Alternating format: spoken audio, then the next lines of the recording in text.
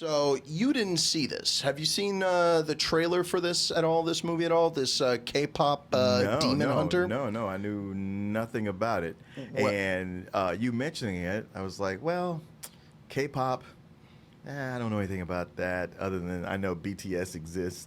Anime and Demon Hunter. This sounds like one of those joints that Corey will watch over the weekend and come in and tell us all about it. Well, yeah, probably, but he's not here, so in his place, I'm going to attempt to do it. But, I also don't know much about K-pop. I know a little bit about Demon Hunters, just a little bit. But I'm not very well informed, even though one time, this is a very funny aside, and it's kind of random, but I remember I talked to someone about K-pop and my mom overheard it, and my mom ran in the room and she's like, K-pop is slavery. And we were like, okay. And then she broke but she broke it down because she said it like that because apparently like the studios own the singers and like everything they do. But it's a gross exaggeration of how music is. Simon Cowell was doing with all the boy bands like One Direction. Oh yeah. One Direction. Yeah. And so many other boy bands that don't hit big like that. And with American Idol, they sign those people, oh, you won or you were finalists and now you got a record contract with us, which you already signed, and we own you for the next however many records. Yeah, it's funny because, that's pretty much the way that the music industry goes. And man, did it... It's just another insight. American Idol really pushed some people on us. Yeah. And the only one that I really remember, William Hung. Anyway, back to the main topic at hand here. We are talking about K-pop Demon Hunters. So for those of you who haven't seen the trailer, allow me to enlighten you. Initial thoughts on that? No. I mean, I do, but okay. Listen, it's just okay. Never mind. You go ahead and you go ahead and tell me. I didn't see it, so anything I speculate is just my speculation without any true information for it. Well, let me just say to start out that, as you know, I am also not a big anime fan. Anime, that's right. You're not. Yeah, anime is not something that I seek out. Because, I think that for a lot of it, they're pandering. Okay, let me stop. You said the magic word pandering, because this just looked like it's something created in an executive boardroom and said, what is popular? Anime. What else is popular? K-pop. Boy bands and girl bands. All right, you guys, put it together. Make us some fucking money. I think that this animation is actually pretty fucking cool. And there's a lot of style to it, and when it's coming from, like a studio or they're branding it right next to Into the Spider-Verse, that means something to me. So let me just tell you a little bit about the plot.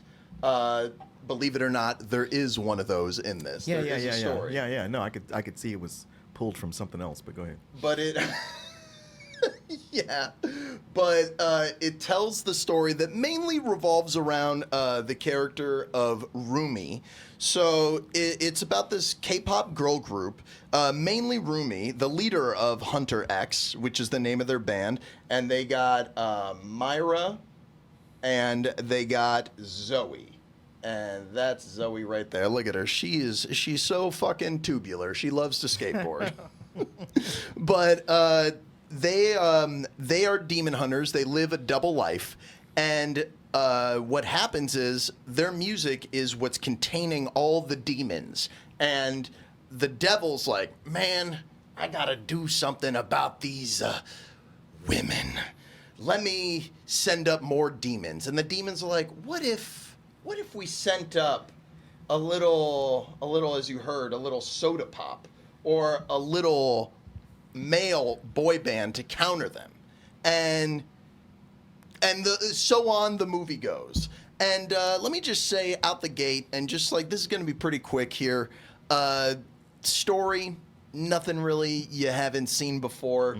The characters, you know, like they get really close and then something happens before the climax that makes them mad at each other and like it flips them around, makes them the underdog, yada yada yada. But what makes this, I think, really worth watching is all this animation.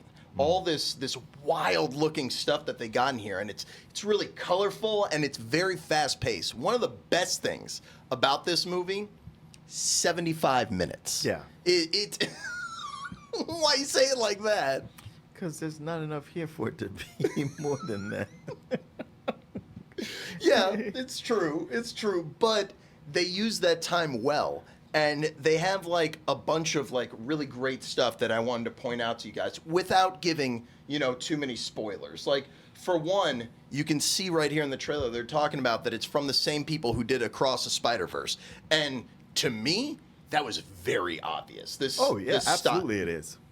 This style, it stands out very much as like a 3D animated sort of thing. And just like to describe the overall look of the movie, I would say that it's Into the Spider-Verse, no doubt, but it also has like a little bit of a feeling of like a Fortnite or Overwatch cinematic, if you've ever seen something like that. Just because if you look at the texture of their skin, like it's very, you know, flat and has that video game polygon character look. But also one thing that stood out to me was, and you probably saw it a little bit in the trailer, there's a little bit of Robot Chicken in there, I thought. Really? Because it has like that stop motion look to it. Oh yeah, the lower frame rate. Yeah, the lower frame rate, but also because of the way that they do the eyes. Like that right there, to me, that looks right out of Robot Chicken when they have someone making like a crazy face. And there's lots of stuff like that. Like I didn't have time to pull up all the clips from it, but there's like a really funny scene where they go see a doctor, and the doctor's like, "We need to get to the, you know, the bottom of this, so I need to see all of you," and you just see his eyes just like he gets real close and examines them, and I thought it was pretty funny. And there's some good visuals in there that keep the pace up and have like good creativity behind it. And on top of it, they do that stuff. It's like at the very least, this will be great for people who want to watch stuff on drugs.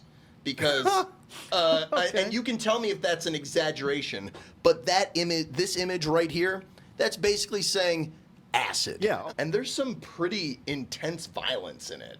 Like they're cutting up these demons with swords, and there's so much. There's not blood necessarily, but there's like these polygons that come out of people and stuff. But I can't find an example of it, I guess, but it didn't feel like it was holding back I ever. feel like every movie now is PG, no matter what it is.